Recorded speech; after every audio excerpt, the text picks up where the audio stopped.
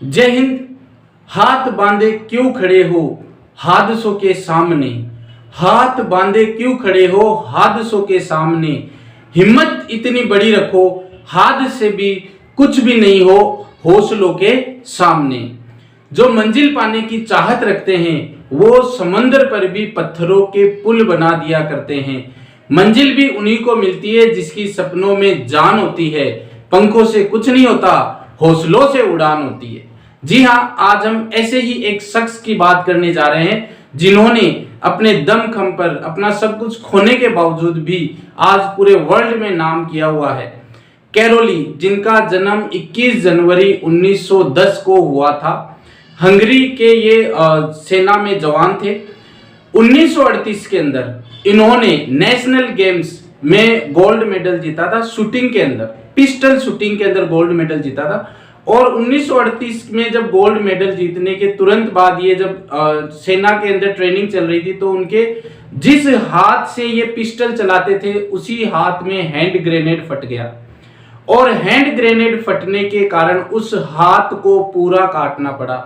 यानी वो हाथ जिससे ये बचपन से प्रैक्टिस कर रहे थे, जिसका हाथ को इसने बेस्ट हाथ बनाया हुआ था, उस हाथ को कैरोली ने खो दिया। अब सेम जो सिचुएशन आज है, कैरोली भी हार मान सकता था, हम भी हार मान सकते हैं, लेकिन नहीं, कैरोली ने हार नहीं मानी। अपनी प्रैक्टिस का लेवल बढ़ाओ और अपने सपनों को और बड़ा करो जैसे कैरोली ने किया। कैरोली का 1 महीने इलाज चला और 1 महीने के बाद में कैरोली किसी को बिना बताए गायब हो गया। और अपना जो दूसरा हाथ बचा था, बायां हाथ, लेफ्ट हैंड जो बचा था, उससे वो प्रैक्टिस करना स्टार्ट कर दिया। वो जो समय था उसने पूरे 1 साल तक प्रैक्टिस की और 1939 यानी 1939 में वापस वो लोगों के सामने आया। और नेशनल गेम्स में जब आया तब लोग उसको देख के हैरान हो गए, आश्चर्यचकित हो गए और उसके गले लगने लगे कि आज ये हमारी हौसला अफजाई करने के लिए आया है। लेकिन कैरोली ने सबसे बोल दिया, मैं हौसला अफजाई करने नहीं आया हूं, मैं आपसे कंपटीशन करने के लिए आया हूं। और 1939 का नेशनल गेम्स किसने जीता? कैरोली ने जीता। अब बारी थी 1940 यानी 1940 के ओलंपिक गेम्स की। तो कैरोली ने अपनी जो जीत का जो जश्न था वो वहां पर नहीं बनाया, उसने फोकस किया 1940 के ओलंपिक गेम्स में। वहां पर भी क्या हुआ, उसके साथ बहुत बुराई हुआ। 1940 का ओलंपिक कैंसिल हो गया। जैसे लॉकडाउन फर्स्ट था, लॉकडाउन सेकंड है। तो यही हमें समय मिला है, अपनी प्रैक्टिस का लेवल बढ़ाओ, सपनों को आकार दो, सपनों को और ऊंचा करो, सपनों को लेवल को बढ़ाओ, तभी प्रैक्टिस का लेवल बढ़ेगा। तो 1940 के जो ओलंपिक्स थे वो रद्द हो गए।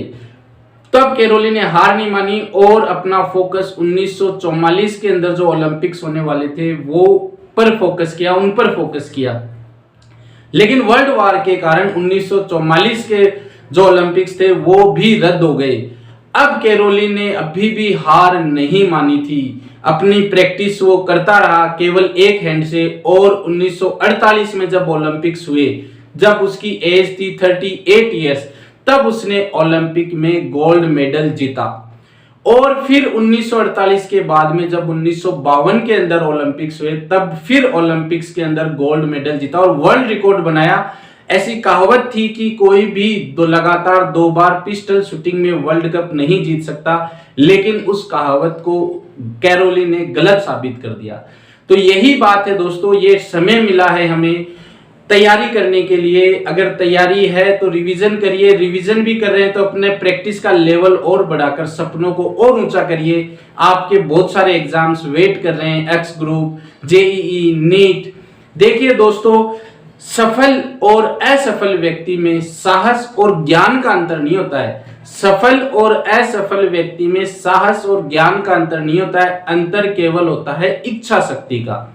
अगर इच्छा शक्ति है तो हम काम कर सकते हैं। इसी इच्छा शक्ति को आई होप आप इस वीडियो के माध्यम से मेरी बात को समझेंगे। मैं जो कहना चाहता हूं वो आप समझोगे और अपनी पढ़ाई स्टार्ट रखोगे। एग्जाम डेफिनेटली होने हैं, एग्जाम की तैयारी करते रहिए। आपका पीसी स्टडी पॉइंट पूरी तरीके से पुरजोर तरीके से हर तरीके से हेल्प कर रहा है, आगे भी ऐसे करता रहेगा। इसी के साथ जय हिंद, जय भारत।